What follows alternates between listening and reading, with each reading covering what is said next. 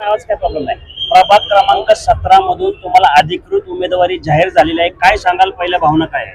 सर्वप्रथम आमचे पक्षाचे सर्वस्व दादांचं आणि या परिसरातील आपले आमदार मान्य चेतन दादा आतुपे यांचंही मनापासून आभार मानतो. तुम्ही तुमच्या भागात लोकप्रतिनिधी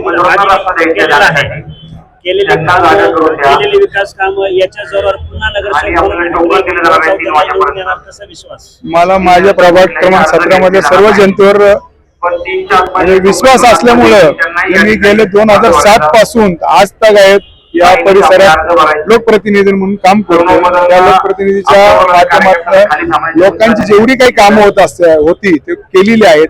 इथून पुढच्या काळात मी माझ्या परिसरात हॉस्पिटल असेल, परत ई लर्निंग स्कूल असेल इंग्लिश मिडियमचं, दफनभूमी असेल, मुस्लिम दफनभूमी, हिंदू दफनभूमी असेल, दोन्ही याच्यासाठी जागा वाढून घेण्यासाठी आम्ही घेणार आहोत. आणि आम्ही काही ठिकाणी फिरलो, काही ठिकाणी आम्हाला पाण्याचाही थोडा प्रश्न आहे.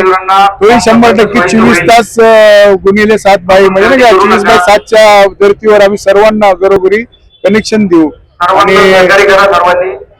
आपल्या दफनभूमीचं आणि प्लस आमच्या स्मशानभूमीला आम्ही हे आपलं चांगल्या सुविधा प्लस विद्युत दाहिनी आम्ही चालू करणार आहोत. आणि आमच्या रामटेकडीची MIDC जी जागा खाली आहे त्यात स्पोर्ट्स ग्राउंड आम्ही, कारण आमच्या रामटेकडी आणि वैदोलीच्या परिसर मी सर्वच म्हणजे 17च्या सर्वच भागांसाठी बोलतोय, पण आमच्या त्या परिसरात खरोखर स्पोर्ट्स ग्राउंडची खूप कमतरता आहे. स्पोर्ट्स ग्राउंड आम्ही बांधण्यासाठी 100% प्रयत्न करू. 4चे 4 उमेदवार.